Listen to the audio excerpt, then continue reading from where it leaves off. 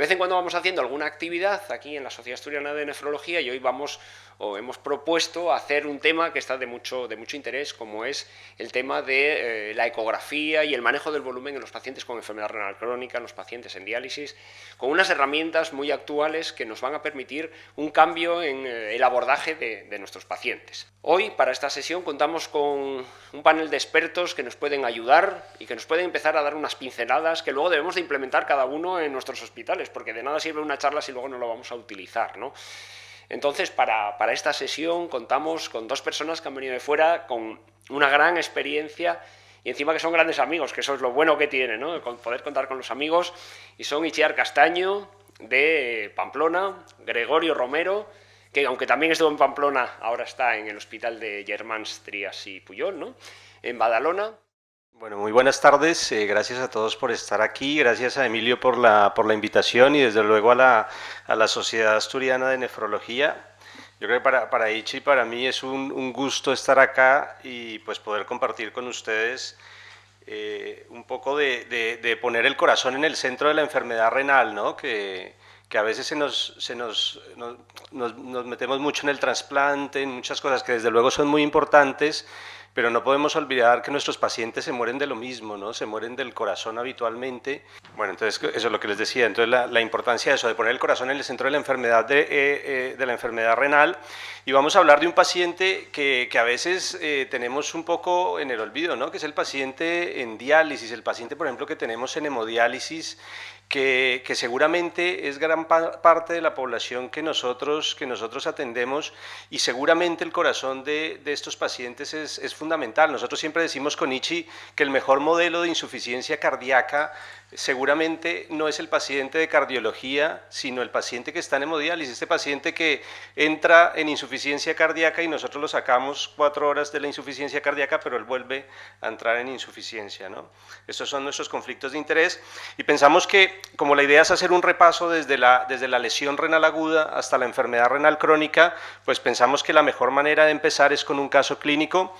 Un caso clínico raro, ¿no? Esto no lo solemos ver nosotros en los servicios de urgencias. Un paciente de 66, bueno, de pronto al personaje no lo vemos tan frecuentemente, pero el caso sí que sea más, seguramente que ustedes lo han vivido. Un varón de 66 años que es hipertenso, diabético, dislipémico, que tiene una cardiopatía hipertensiva con una buena función sistólica. En principio no tiene antecedentes de enfermedad renal crónica, la creatinina basal pues estaba en torno a 0,9.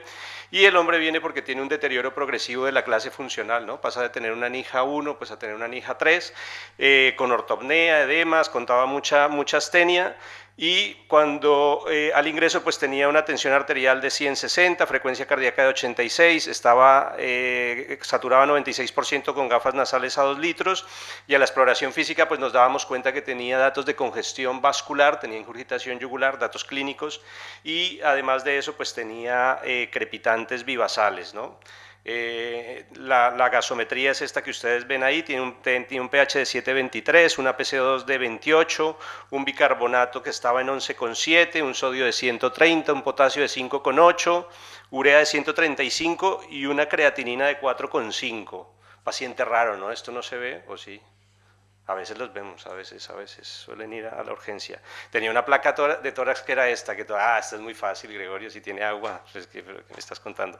Y es que la gran mayoría de los pacientes que van con datos de insuficiencia cardíaca a la urgencia consultan por eso, por congestión, ¿no? La congestión está presente en el 90% de los pacientes que van con insuficiencia cardíaca, es el síntoma principal. Pero ya nos empezaba a adelantar Eduardo que muchos de estos pacientes congestivos pues no están con datos de hipoperfusión, ¿no? No es un paciente que esté hipotenso, que esté con datos de hipoperfusión, sino que son pacientes que pueden estar pues con la tensión un poco baja o normotensos, pero que no tienen datos claros de hipoperfusión. Y Eduardo ya nos decía algo que es muy interesante, y es que el gasto cardíaco no se correlaciona con los cambios en la función renal, ni por urea, ni por filtrado glomerular, ni por creatinina. En cambio, la presión venosa central, el aumento de la presión venosa central y especialmente el aumento de la presión en la aurícula derecha sí que se asocia a alteraciones de la función renal, ¿no? O a aumentos de la creatinina. Y eso se ha evaluado en diferentes estudios como los que ustedes tienen acá. ¿Y por qué es importante esto? Pues porque esto nos mueve de ese viejo concepto en el que pensábamos que el deterioro de la función renal en pacientes con insuficiencia cardíaca se daba por un mecanismo anterógrado, ¿no? Se daba por un mecanismo de bajo gasto. Hoy sabemos que no es así en la gran mayoría de los pacientes, es un problema retrógrado, es un problema de retorno o de congestión venosa desde la aurícula derecha a otros órganos como el hígado o como el riñón. Y esto es especialmente importante en pacientes que tienen disfunción del ventrículo derecho, ¿no? Ese paciente que tiene disfunción del ventrículo derecho tiene mucho aumento de la presión intraabdominal, sobre todo cuando es muy avanzado, y esto hace que haya deterioro de la función renal. Todos sabemos que los riñones tienen una gran habilidad de filtrar sodio, ¿no? De filtrar sodio y agua. De hecho, un riñón normal pues, puede filtrar hasta pues, alrededor de 1 kilo de sal al día, ¿no? Pero es que esto se mantiene también en el paciente que tiene deterioro de la función renal. ¿Y por qué es importante esto? Pues porque no podemos olvidar que la presión de perfusión renal depende de 2 cosas, de la presión con la que entra la sangre y de la presión con la que sale la sangre, ¿no? Es decir, que si aumenta la presión venosa central, pues se cae la presión de perfusión renal. Y el riñón, que es un órgano bastante inteligente, como los nefrólogos, pues entonces lo que hace es activar mecanismos de autorregulación, ¿no? Esto que lo que hacen es intentar mantener la presión de perfusión y aumentar la fracción de filtración, pero esto finalmente lleva a que haya mayor filtración de sodio, de cloruro sódico y de agua. Y esto es el inicio del problema en los pacientes con congestión, en los pacientes con insuficiencia cardíaca, porque este es el principal estímulo para el túbulo proximal para empezar a reabsorber todo el cloruro sódico y el agua que pueda, ¿no? De hecho, la reabsorción de esto pues aumenta hasta en un 90% en pacientes con insuficiencia cardíaca, y finalmente esto lo que lleva es a que aumente la presión hidrostática dentro del intersticio renal, ¿no? Y es que además de eso, pues al asa de Henle le llega menos cloro, y la disminución o el descenso de la cantidad de cloro que llega al asa de Henle pues es un estímulo para que se active la mácula densa, ¿no? Y se aumente la liberación de renina, angiotensina, aldosterona, que se active los sistemas neuromoduladores, y además de eso hay una actividad importante de la vasopresina. Es decir, que el problema de estos pacientes es la gran avidez tubular que tiene el sodio, que tienen los túbulos por el sodio y por el agua. Hay una gran reabsorción de sodio y agua, y esto es lo que Fahed Hussein y el profesor Ronco denominaron como la nefropatía congestiva. Yo les quiero hacer una pregunta: ¿cuántos de ustedes ponen en sus diagnósticos nefropatía congestiva en los pacientes que ven con deterioro de la función renal e insuficiencia cardíaca? Bien, estamos bien.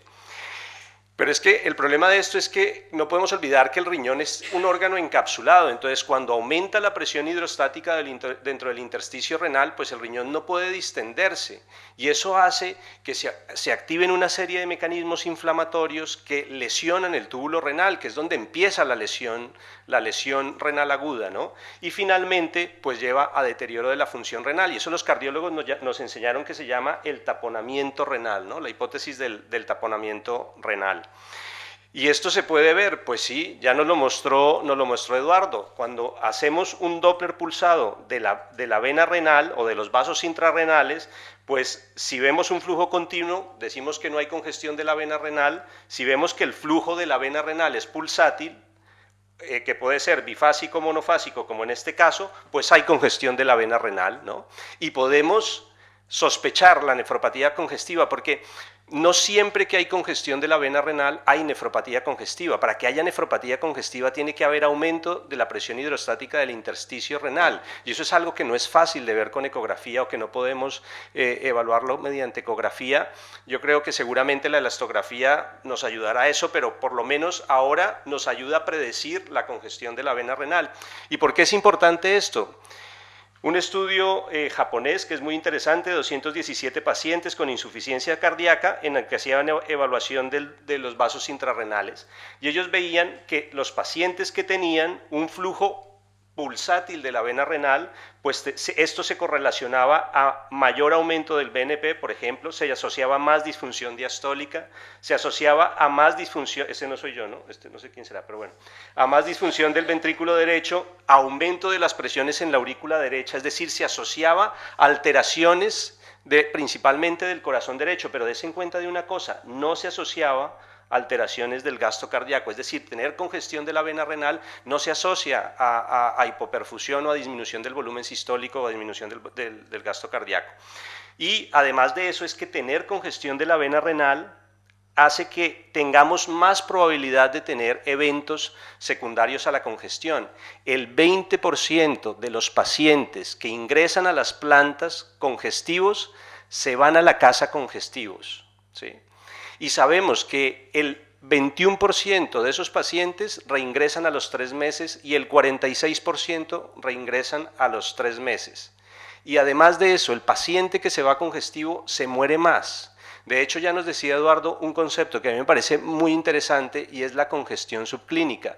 Muchos de nuestros pacientes se van a casa congestivos, pero que se van a casa congestivos pero asintomáticos, ¿no? Y estos pacientes son los que finalmente van a regresar a la urgencia pues más complicados.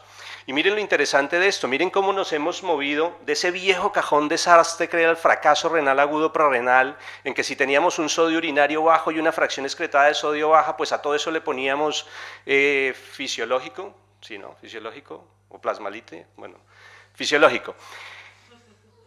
Pero es que por definición el paciente que tiene nefropatía congestiva tiene un sodio urinario bajo y tiene una fracción excretada de sodio baja, especialmente si no ha recibido tratamiento, porque el túbulo tiene gran avidez. Y aún en ese paciente el tratamiento nunca es congestionarlo más, el tratamiento es descongestionarlo, es la furosemida, ¿no? Y nos hemos movido al concepto del profesor Ronco del síndrome cardiorrenal, al síndrome venorrenal y a un concepto muy interesante que es el permissivaki o el pseudoburst renal function, ¿no? Sabemos incluso que la elevación de la creatinina en pacientes en los que estamos haciendo una terapia descongestiva no siempre es mala, porque es que esa alteración de la creatinina se puede asociar a una alteración funcional glomerular, pero no siempre se tiene que asociar a una alteración estructural tubular, ¿sí? Y de hecho sabemos que en estos pacientes, aunque suba la creatinina, pues tenemos que procurar la descongestión y no ser permisivos con ella. Pero yo creo que el reto que tenemos nosotros es entender cuándo nuestro paciente hace una resistencia a los diuréticos. No olvidemos que, por ejemplo, el primer mecanismo de resistencia a los diuréticos es este. La congestión no es solamente edemas en las piernas o ingurgitación yugular, es edema de la pared intestinal que hace que se absorba menos la furosemida oral y por eso le cambiamos a endovenosa, ¿no? Y algo que me parece muy interesante, la urea compite contra los receptores de la furosemida en el asa de Henle. ¿Y por qué es importante esto? El estudio Akiki 2 nos enseñó que seguramente poner las terapias de reemplazo renal en pacientes críticos de forma rápida, pues no ha demostrado que vaya mejor. Pero lo que nos demostró el Akiki 2 es que demorarnos mucho sí que hace que el paciente vaya mal, ¿no? Y entonces en estos pacientes que tenemos congestivos, que tenemos como un Michelin en la planta, pero bueno, pongámosle un poquito de, bueno, ahora 40 cada 8, pasémosle una perfusión, bueno, un poquito de albúmina, y ahora seguramente en estos pacientes demorar más el inicio de una terapia de ultrafiltración en el que la eliminación de sodio va a ser mucho más efectiva que seguramente la diuresis, pues va a ser mucho más beneficioso para nuestros pacientes y va a ser una manera de poder corregir la nefropatía congestiva, ¿no? Va a ser una manera de poder promover incluso la recuperación renal. En mi opinión, esta es una opinión fuera de ficha técnica, como ponemos en Twitter, no es lo que dice el hospital, algo así es que ponen. Creo que una estrategia interesante para valorar la resistencia a los diuréticos es con el test de estrés de furosemida, ¿no? Esto de poner en pacientes que ya han recibido furosemida 1 miligramo kilo o en el Navy 1,5 miligramos kilo y ver cuál es la respuesta diurética a las 2 horas y si además de esos pacientes le medimos un sodio urinario a las 2 horas y vemos que ese sodio urinario está por encima de 50-70 milimoles litro, pues esto nos dice que seguramente este paciente va a responder de forma adecuada al diurético, ¿no? En contra el paciente que no tiene una buena diuresis y que no tiene un sodio urinario elevado en la orina o a las 2 horas después de medirlo, pues estos pacientes tienen más estancia hospitalaria, hacen más episodios de insuficiencia cardíaca y reingresan mucho más por episodios de insuficiencia cardíaca. Y entonces, ¿qué hicimos nosotros? Este fue una guardia que estábamos con Ichi allí en Pamplona, le empezamos furosemida, en bolus, el test de estrés, le hicimos toda la cosa, luego le pusimos una perfusión continua porque nos sentíamos más seguros, podíamos irnos así y esperar un tiempo a ver qué tal le iba, porque además tocaba ir a pasar la planta, no sé qué tal cosa. Le pusimos tratamiento de la hiperpotasemia, recuerden que estaba con 5,3, y a las 4 horas pues el hombre había orinado 100 mililitros y sodio urinario de 32, o sea, una caca, ¿no? Una mierda. Y lo mejor, el potasio en 6,3. Y entonces ahí decíamos, Ichi, ¿qué hacemos? Porque no tenemos ni idea qué hacer ahora. Bueno, voy a contar lo que hicimos, es que fue tal cual, esto fue una guardia tal cual, entonces el paciente nos llamaron de urgencias por la mañana. Voy a empezar a contar los entresijos de las guardias, ¿no? Lo que todos vivimos en nuestro día a día. Pues es una llamada de urgencias de por la mañana, pues vamos a ver la primera hora, ajustamos el tratamiento y pedimos la mítica analítica de control a las 4 de la tarde para decidir qué hacemos. Que como hacemos guardias de localizada, vamos a dejar al paciente apañado antes de que acabe el turno de diálisis. Evidentemente, en este caso lo que hicimos eran las 5 de la tarde, lo bajamos y lo empezamos a dializar. ¿Cuándo es el momento de empezar a dializar a alguien? Pues vamos a ver desde dónde nos pueden llamar para valorar esa lesión renal aguda. Pues esa lesión renal aguda puede venir esa llamada desde urgencias, paciente crónico nuestro que viene por edema agudo de pulmón o hiperpotasemia, intoxicación por etilenglicol, intoxicación por litio, pocas dudas para tener que dializarlo, ¿no? Un paciente que viene de la unidad de cuidados intensivos, cuando se transiciona de una diálisis continua a una diálisis intermitente, o lo que llevamos hablando toda la tarde, ¿no? Aquel paciente con resistencia a diuréticos, que está congestivo, que tenemos a veces no solo que ultrafiltrar, sino que también que dializar. ¿Y qué nos dicen las guías? ¿Cómo deberíamos responder un poco más científicamente que lo que hicimos nosotros? Que en el fondo fue lo que hicimos nosotros, ¿no? Que se propone el inicio de técnicas de reemplazo renal cuando las demandas metabólicas o con las demandas de fluidos exceden la capacidad que tienen esos riñones para poder manejarla. Intuitivamente fue lo que hicimos. La realidad fue que eran las 5 de la tarde y nos queríamos ir a casa a una hora medianamente decente. La siguiente pregunta sería, ¿a este señor lo dializo mediante técnica continua o mediante técnica intermitente? Pues las guías CADIGO del año 2020 sobre lesión renal aguda nos dicen lo que nos decían las anteriores, que en aquel paciente que está hemodinámicamente inestable, las técnicas de reemplazo renal parecen fisiológicamente más aceptadas, pero que la selección de modalidades debe ser considerada en función del contexto, de las experiencias y de la capacidad que tenga ese centro. Pero quizá una pregunta muy interesante sería, ¿la elección de una modalidad continua o intermitente afecta en la recuperación de la función renal? Pues lo que se ve de los ensayos clínicos es que la modalidad parece que no es el factor determinante a la hora de valorar la recuperación renal del paciente, con lo cual podríamos, a priori, en igualdad de condiciones, hacer una diálisis continua o una diálisis intermitente. Pero, en cualquier caso, lo que tenemos que dar a nuestro paciente es un buen control electrolítico, un buen control de equilibrio ácido-base, una buena depuración de solutos y un adecuado manejo de fluidos para cada paciente específico. Es decir, en el paciente agudo también nos hablan de que tenemos que conseguir una individualización. Es más, cuando vamos a la parte de las guías CADIGO que nos abren como el futuro de por dónde deberíamos dedicar nuestros estudios y nuestras investigaciones, en el capítulo de manejo de fluidos y soporte hemodinámico, lo que nos dicen es lo que llevamos hablando toda la tarde, que investiguemos nuevas técnicas para detectar esa sobrecarga de volumen y, sobre todo, estrategias que nos guíen en el manejo, en esa toma de decisiones, para determinar cómo podemos quitar ese líquido de manera óptima, incluyendo métodos, tasas, objetivos y, muy interesante esta palabra, monitorización. De tal manera que si hemos visto que en la lesión renal aguda podemos hacer un soporte mediante técnica continua o mediante técnica intermitente, vamos a ver qué ventajas y qué desventajas tiene cada una de ellas. Pues en cuanto a la hemodiálisis intermitente sabemos bien, ¿no? Esa rápida retirada de esas toxinas puede producir efectos secundarios, y también conseguimos muy rápidamente ese objetivo, necesidad de menos anticoagulación y tiene menos costes que las técnicas continuas. Pero en cuanto a las desventajas, es nuestra pelea en nuestro día a día con esos pacientes crónicos. Como tenemos que retirar rápidamente esa cantidad de volumen, tenemos mayor riesgo de hipotensión. Se producen síndromes de desequilibrio con riesgo de edema cerebral y técnicamente es más compleja y demandante. Conocer los efectos negativos, las limitaciones de una modalidad no es malo. Es conocer qué tengo en contra para poder intentar adaptarme de la mejor manera posible a eso. Entonces, lo que yo me pregunto es, conociendo estas desventajas, ¿hay alguna forma de intentar mejorar esas desventajas mediante una diálisis intermitente?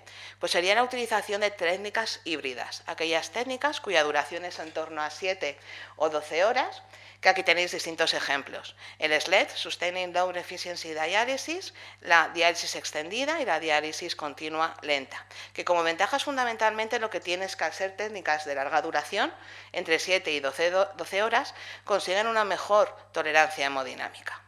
Pero ahí os propongo una cosa. Y lo que os propongo es intentar hacer esas técnicas híbridas de larga duración con un monitor de hemodiálisis intermitente, de tal manera que aquello que nos reclamaban las guías de conseguir una individualización y una monitorización dinámica lo podamos hacer. Porque no perdamos de vista que quien mejor conoce la diálisis somos los nefrólogos y el paciente de la unidad de cuidados intensivos o aquel paciente crítico. En ocasiones ese fracaso renal agudo pues lo hemos perdido un poco de nuestras manos, ¿no? Yo recuerdo siendo residente que las técnicas continuas eran nuestras y en el hospital en el que estoy el mundo del agudo ha desaparecido y me llaman cuando quieren transicionar de una modalidad a otra, ¿no? Pero ¿no sería fantástico poder dar una respuesta individualizada y transmitiendo a ese paciente lo que hemos aprendido de nuestro paciente crónico?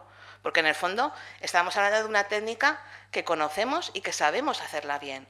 Lo primero que tenemos que hacer es creer que sabemos hacerla bien y que sabemos hacerla individualizada y dando una respuesta dinámica a lo que el paciente nos pide. Evidentemente, como veíamos antes, esta ilusión o esta idea tiene ciertas ventajas al utilizar este monitor de diálisis intermitente, que sería en primer lugar estimar la dosis de diálisis. Podemos conseguir un manejo más exacto de los electrolitos. Podemos hacer una vigilancia hemodinámica antes de que ocurra un evento de hipotensión. Evidentemente, si el paciente está en la UCI monitorizado, ellos se van a dar cuenta mucho antes, pero tenemos herramientas en los monitores de diálisis que nos ayudan a prevenir un evento de hipotensión. Podemos valorar una respuesta dinámica a esa ultrafiltración que hemos prescrito. Podemos hacer una ultrafiltración continua eligiendo la tasa de ultrafiltración y modificándola en función de la evolución. Pero es que además podemos utilizar distintos dializadores. Podemos utilizar dializadores encaminados a la absorción, encaminados a la retrofiltración y hacer más allá de transporte difusivo. Pero evidentemente tiene cosas negativas, que necesitamos personal y una mayor dedicación. Si hacemos la diálisis durante el día, esa diálisis de 7-12 horas influye en la movilidad del paciente, que es importante en su recuperación. Aquí necesitaremos probablemente una mayor anticoagulación y en función de la calidad del agua, pues probablemente no podamos hacer una terapia convectiva. Pero hay algo que rodea y que acompaña siempre a nuestro paciente en hemodiálisis, que es que esa sesión de diálisis se convierte en una tormenta hemodinámica perfecta. Y sabemos que la diálisis induce un estrés en el paciente y por fin desde el mundo de la hemodiálisis empezamos a ver objetivos de tratamiento centrados en el paciente e intentar reducir este estrés desde distintos aspectos. Aspectos relacionados con el paciente, aspectos relacionados con el manejo del esquema terapéutico y aspectos relacionados con la propia diálisis. Y yo me pregunto, ¿hay algo que podamos aprender del transcurso de esa sesión de diálisis de manera dinámica en el paciente? Pues os voy a contar lo que le pasó a este paciente que dializamos. Este es el monitor que utilizamos para dializarlo y, Gregorio, tenemos un problema. No le estamos quitando mucho líquido a ese paciente que estaba congestivo y su variación de volumen plasmático se hace muy negativa en muy poco tiempo. Es decir, ese paciente se va hemoconcentrando muy rápidamente. Teníamos a un paciente que, si recordáis, con una tensión de 10,6, con una placa congestiva que no había respondido a esa test de estrés de furosemida que hicimos, pero su comportamiento hemodinámico durante la sesión de diálisis me está diciendo que tengo un líquido que he evidenciado en la exploración física y en la placa de tórax y que mediante medios que no sean la diálisis no se lo puedo quitar, porque decidí dializarlo porque no me quedaba otra y por la hora que era. Pero su comportamiento hemodinámico no es correcto, es decir, se está hemoconcentrando de manera brusca y eso nos indica que una hipotensión severa está próxima y no tengo más datos. ¿Se te ocurre algo que pudiéramos buscar para intentar explicar por qué se comporta tan mal hemodinámicamente? Sí que podemos hacer cosas. Ya Eduardo nos adelantó algo, ¿no? Y algo de lo que podemos hacer es empezar a incluir la ecografía dentro de la valoración de nuestros pacientes, ¿no? La gran ventaja que tiene la ecografía es que si la apoyamos a un método dinámico como es el de los biosensores, pues nos puede dar muchísima información. Y eso era un poco lo que escribíamos en este paper que publicamos en el CKJ sobre la importancia de que los nefrólogos también podamos hacer ecocardioscopia, ¿no?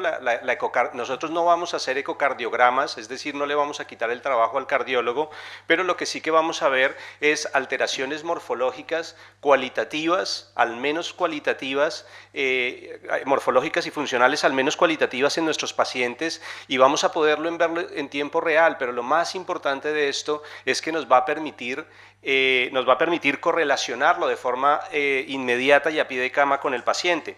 Y este paciente, pues, ¿qué fue lo que vimos? Lo que vimos es que tenía esto que ustedes ven aquí, esta es la vena cava, que yo creo que ya ustedes la conocen, ya Eduardo se las ha mostrado, pero aquí debería estar la aurícula derecha y no veíamos la aurícula derecha, y lo que veíamos era que tenía una gran cantidad de derrame pericárdico, que es esta imagen que se ve acá, esta es la aurícula derecha, y esto es derrame pericárdico, ¿no? Entonces, este paciente, y miren cómo aquí, este derrame pericárdico que está acá, simplemente poniendo el transductor en un plano succifoideo, miren cómo comprimen la diástole el ventrículo derecho, ¿sí? Y esto es lo que hace que el paciente no tolere la sesión de hemodiálisis. El paciente está congestivo y seguramente tenemos que sacarle agua, pero antes de eso, seguramente lo que se beneficiaría es de hacerle una pericardiocentesis y seguramente eso ayudaría a resolver en parte el problema.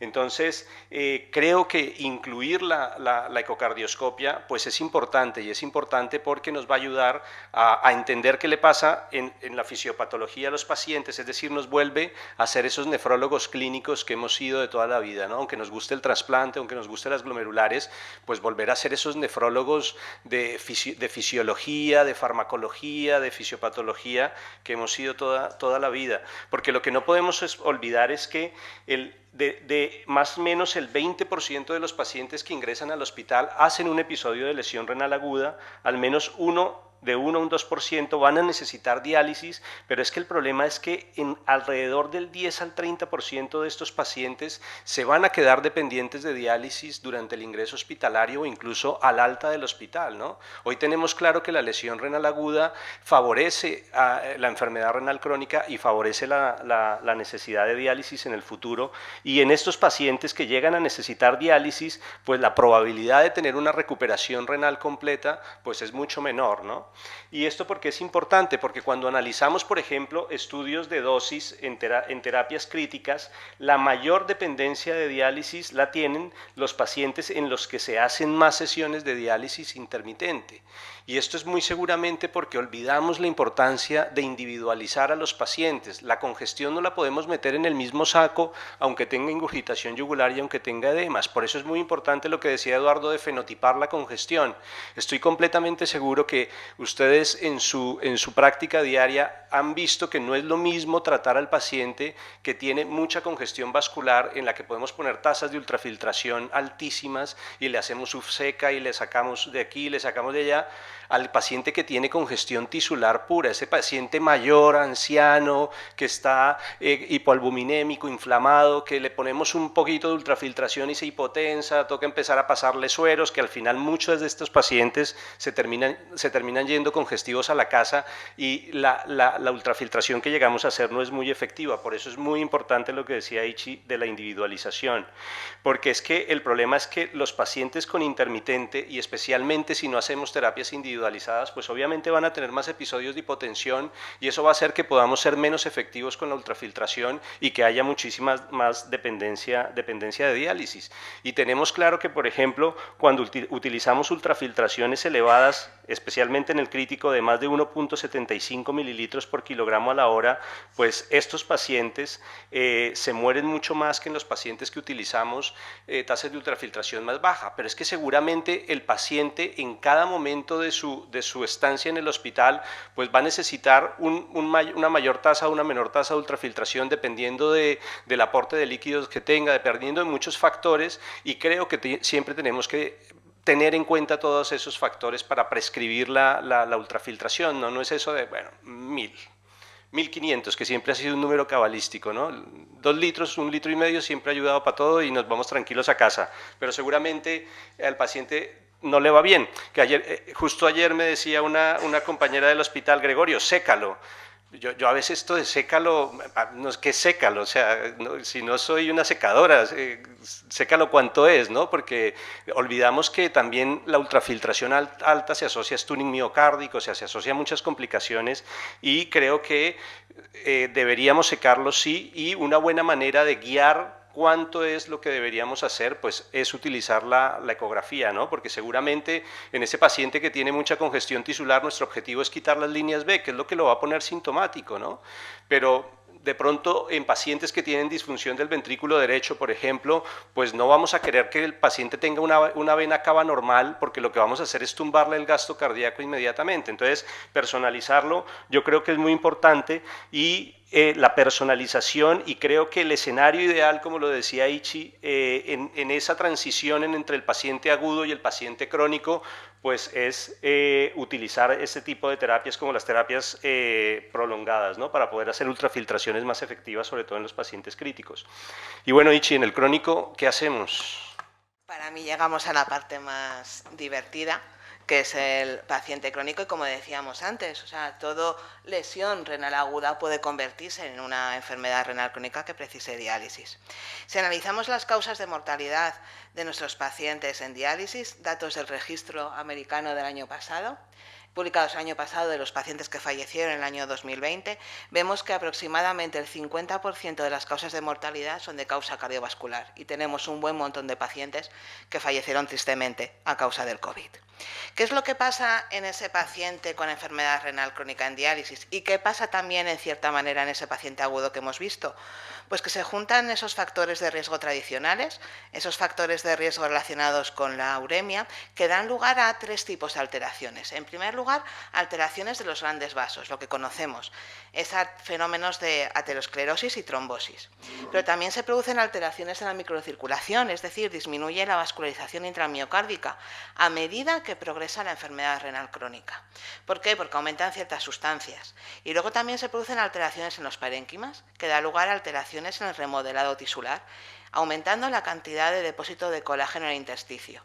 Igual que estamos descubriendo la nefropatía congestiva frente a esa nefropatía, entre comillas, isquémica, que estamos descubriendo la importancia del túbulo y del intersticio, pues aprendamos también a conocer la importancia que tienen nuestros pacientes esas alteraciones de la microcirculación y del depósito de colágeno dentro de los parénquimas. ¿Y cómo se manifiesta eso? Pues es que nuestros pacientes tienen isquemias miocárdicas silentes. Si había una congestión que pasaba desapercibida y que era asintomática, nuestros pacientes tienen isquemias miocárdicas silentes. ¿Por qué? Porque su reserva coronaria ha disminuido. ¿Por qué? Porque tienen disfunción diastólica y una mayor dilatación y disfunción del corazón derecho, que eso hace que tenga mayor frecuencia de insuficiencia cardíaca y de arritmias, junto con un mayor porcentaje de insuficiencia mitral y tricuspidea. Claro, uno se para a ver esto y dice, jo, menudo paradigma o qué ambiente más desolador tenemos, ¿no? Pero vamos a seguir avanzando. Este paciente con enfermedad renal crónica estadio 4 o 5 es aquel paciente que tiene mayor porcentaje de insuficiencia cardíaca. Es decir, nuestro paciente que tenemos en diálisis, factores de riesgo clásicos, factores relacionados con la uremia, alteraciones del remodelado, mayor porcentaje de insuficiencia cardíaca y una menor esperanza de vida. Cuando se ve la esperanza, la reducción en la supervivencia, se ve que aquellos pacientes que tienen mayor reducción de la supervivencia son aquellos pacientes que tienen insuficiencia cardíaca y enfermedad renal crónica. Hasta ahora, eso es lo que todo el mundo tiene en su cabeza cuando trata a un paciente con enfermedad renal crónica. Es decir, el síndrome cardiorrenal está de moda, todos lo conocemos. Pero ¿no será que quizás donde estamos fallando es en el diagnóstico y tratamiento del síndrome cardiorrenal de los pacientes en diálisis? De tal manera que en este aspecto, en ese sentido, el paciente en diálisis tenemos que empezar a verlo como ese paciente con síndrome cardiorrenal. ¿Por qué? Porque tiene una mayor frecuencia de insuficiencia cardíaca y tiene una menor mortalidad. Y tanto en el diagnóstico, que lo que hemos hablado hasta ahora ha sido del diagnóstico, como en el tratamiento, es una necesidad insatisfecha que tenemos que solucionar entre todos. Y lo primero que hay que hacer cuando uno se enfrenta a estos pacientes, yo creo que es conocer esa fisiopatología del síndrome cardiorrenal. Y muy brevemente recordaros los 4 principios o los 4 vías fisiopatológicas implicadas. Por un lado, la activación del sistema renina-angiotensina-aldosterona, después la puesta en marcha de mecanismos neurohormonales, en tercer lugar, una inflamación y por último, un aumento del estrés oxidativo. Todo esto de manera conjunta es lo que vamos a encontrar en nuestro paciente con síndrome cardiorrenal. Es decir, es lo que vamos a ver en nuestro paciente con enfermedad renal crónica en diálisis. Como hemos visto, nos han recordado al inicio de esta tarde que una cosa es la congestión, que es ese aumento de presiones de llenado que se manifiesta o se produce por un acúmulo de líquido en el compartimento intravascular y extravascular, de tal manera que tenemos una congestión intravascular y una tisular. Pero sobre esto quería llamaros la atención sobre 2 cosas que no sé si os habrán pasado. Esa congestión intravascular a veces se produce por una redistribución. Es decir, nuestro mayor reservorio volumétrico es el territorio venoso. De tal manera que hay veces que se produce una vasoconstricción de ese territorio venoso y se producen cambios bruscos en las presiones de llenado y empieza la clínica del paciente. ¿No os ha pasado nunca, porque a mí me ha pasado en varias guardias, un paciente que ves en diálisis? Paciente que valoras a la tarde en diálisis, le programas a bajar el peso seco y esa misma noche viene a urgencias. Y te llaman a las 3 de la mañana porque el señor que tú acabas de dializar viene con disnea. ¿No os ha pasado nunca? Vale. Y la primera respuesta cuando uno está en casa dormido con su pijama es: no es mío. Busque usted otra causa porque no es mío, es que le acabo de dializar, le he bajado el peso. No puede venir congestivo. Pues quizás un mayor conocimiento de esa fisiopatología del síndrome cardiorrenal diga: ¡ay! Pues es que igual sí que es mío, porque lo que ha hecho es una redistribución brusca desde un territorio venoso. Con lo cual, lo que nos quiere decir esto es que cuidado cuando hagamos modificaciones bruscas del peso, porque se puede producir esa redistribución del volumen. Y por otro lado, esta congestión tisular es lo que hace entender que cuando se produce ese aumento de permeabilidad vascular, lo que sale fuera es sodio y líquido, y en el intersticio tenemos glicosaminoglicanos, que lo que tienen es mucha afinidad y mucha avidez por ese sodio y por ese agua. De tal manera que si conocemos que un paciente tiene agua intersticial, tiene congestión tisular, es donde tiene sentido hablar del sodio intersticial, porque está almacenado aquí en estos depósitos. Es decir, el catalogar los pacientes nos puede ayudar a guiar ese tratamiento. Y evidentemente recordar lo que decíamos antes, que eso nada tiene que ver con la sobrecarga de volumen. Con lo cual, la congestión es ese mecanismo fisiopatogénico, es esa manifestación final que puede explicar los signos y síntomas de la insuficiencia cardíaca y del síndrome cardiorrenal. Hemos visto antes cómo la nefropatía congestiva existe y ayuda a perder función renal. Pues, visto desde el otro lado, el tratamiento de la congestión de los pacientes en diálisis puede ser una herramienta que ayuda a disminuir su mortalidad cardiovascular. De tal manera que quizás solo desde esta visión cardiorrenal se puede tener una visión global del paciente en diálisis, donde es fundamental, entre otras cosas, mantener su función renal residual.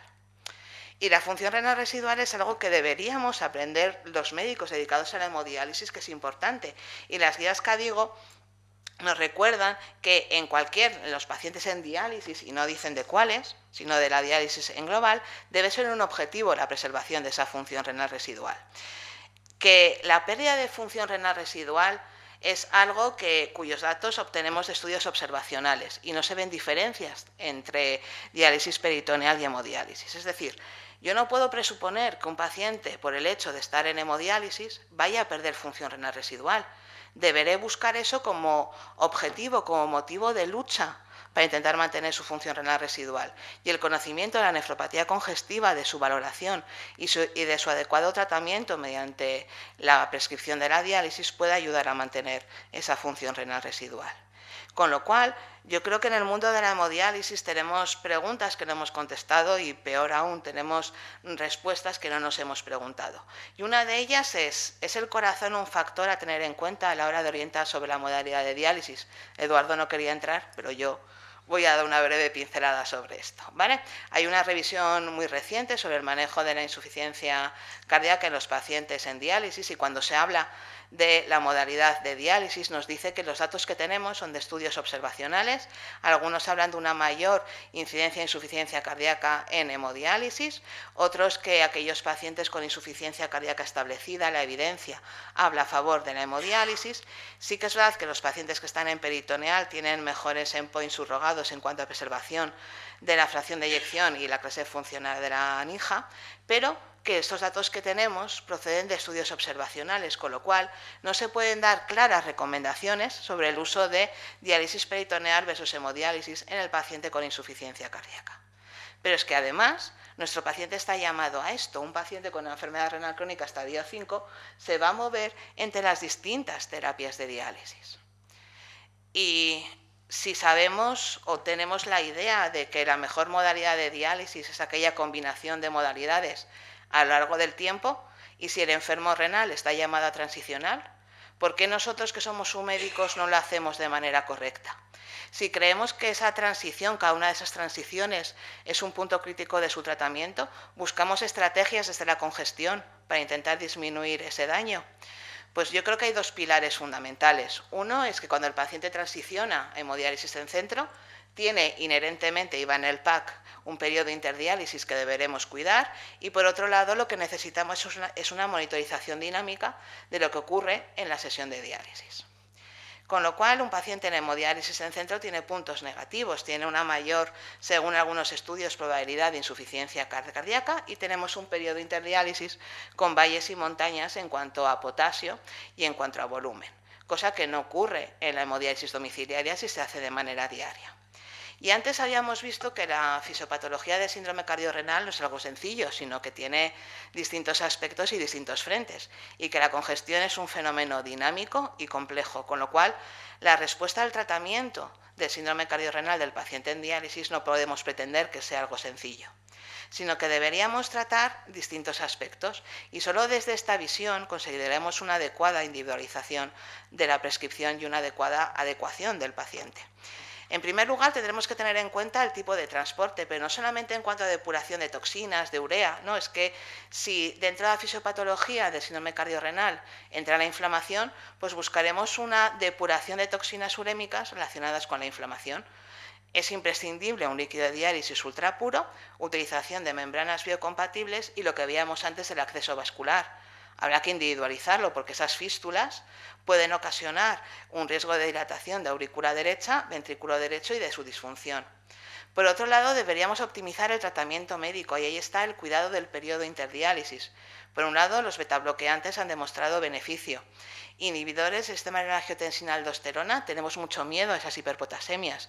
Ahora tenemos herramientas nuevas que nos pueden facilitar su utilización. Antagonistas receptores de mineralocorticoides. No hay mucha evidencia de estos tratamientos en los pacientes en diálisis, pero quizá las nuevas herramientas para el control del potasio nos ayuden a su implementación.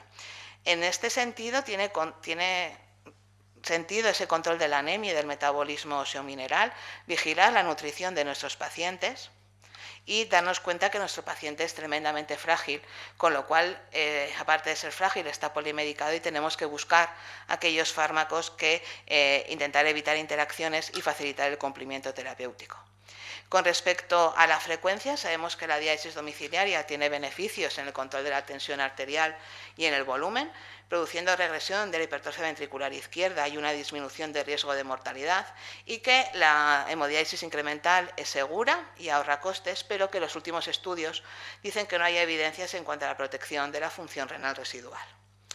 Y por último, el último pilar, ¿cuál sería? Pues esa individualización mediante una monitorización dinámica, para evitar que el efecto negativo de la existencia de ese periodo interdiálisis, mediante el control y la educación de ese periodo interdiálisis, y utilizar lo que yo creo que debe ser una etapa tecnológica que nos lleve a una verdadera medicina de precisión en el campo de la hemodiálisis. Pero nosotros, como médicos dedicados a la hemodiálisis, tenemos el concepto de peso seco. O sea, yo, un paciente congestivo, lo que a mi cabeza viene es qué peso le pongo, qué peso seco prescribo, ¿no? Y es un poco distinto este lenguaje que estamos hablando hoy. Si repasamos ese concepto de peso seco, es aquel peso postdiálisis cuando se ha extraído todo o la mayor parte. Es decir, ese concepto de peso seco tiene que ser algo dinámico y que es debido a la existencia de ese periodo interdiálisis. Y D'Ojirdas nos dice que ese peso seco debe estimarse mediante un estudio de ensayo-error. Y yo pregunto a la sala, errar es humano, pero ¿nos lo podemos permitir? Es decir, nos dicen que la forma que tenemos nosotros de tratar la congestión, pruebe usted y mire cómo le va. Y si le va mal, es que no iba por ahí, efectivamente. Con lo cual, la siguiente pregunta sería, ¿cómo puedo relacionar el conocimiento de la congestión intravascular e intersticial con ese concepto tradicional de peso seco? Pues yo creo que hay que prescribir una ultrafiltración adecuada, y eso sigue siendo un reto pendiente a día de hoy. Que debemos encontrar ese equilibrio que nos falta siempre en nefrología entre la falta de evidencia y el nihilismo terapéutico, porque nunca nos hemos guiado por la evidencia. Somos cocinitas, nos encanta utilizar la cabeza, pensar, hacer diferenciales e ir probando distintas cosas y cocinar como si fuéramos panoramics para llegar a esa poción mágica. Que necesitamos una monitorización dinámica de esa respuesta a la ultrafiltración. Si yo diagnostico muy bien al paciente y mi prototipo de paciente es paciente con disnea, líneas B hasta arriba y una cava de 1,5, claro, ese paciente es muy difícil de quitar esa congestión. Y es muy difícil encontrar lo que nos decía Eduardo en las primeras diapositivas, ese equilibrio entre la isquemia y la congestión. ¿Y cómo podemos hacer eso? Pues mediante una monitorización dinámica de esa respuesta a la ultrafiltración. Y esa sería la forma de responder a la pregunta ¿qué ultrafiltración prescribo para hoy? Muchas veces cuando pensamos en individualizar tratamientos, no pensamos que lo que nos está reclamando es individualice usted todos los días la congestión que quiere retirar de sus pacientes y responder a esa respuesta de peso adecuado como algo dinámico. Y yo creo que la tecnología presente en los monitores de diálisis es eso. Yo venía de Pamplona hoy a las 6 de la mañana y me he comido toda la nieve que había en toda España, ¿vale? Yo he salido de Pamplona a 10 centímetros y creo que por León estábamos a 30. Pues gracias a Dios que había señalizadores para que el tren llegara. Pues yo creo que la tecnología de los monitores de diálisis es un poco esto, ¿no? Y por ejemplo, hablando de ese lenguaje o cómo se junta en nuestras cabezas ese conocimiento obtenido de la cardiología, de la congestión y la tecnología de diálisis, pues a través de esto, por ejemplo, los monitores que nos informan de la variación de volumen plasmático, y muchos monitores la tienen, lo que nos hablan es de la evolución de la congestión intravascular. Pero si tenemos una información de cómo va el rellenado el índice de rellenado vascular, lo que estamos es empezando a tener una pequeña ventanita a ese gran desconocido que es el espacio intersticial. Y este es un editorial publicado este mes en el Kidney a raíz del artículo que se publicó sobre el efecto del estudio LUST sobre la utilización de ecografía pulmonar en los pacientes en diálisis. Y nos dicen eso, señores, no se rindan en cuanto al manejo del volumen del paciente en diálisis, porque durante cada sesión de diálisis la pregunta que nos tenemos que hacer es cuánto volumen quitarlo, y encima nos piden que lo contestemos de manera precisa. Yo siempre me río con las enfermeras porque aquel paciente que está ingresado, fractura de cadera, no se puede pesar y te dicen, ¿cuánto le quito?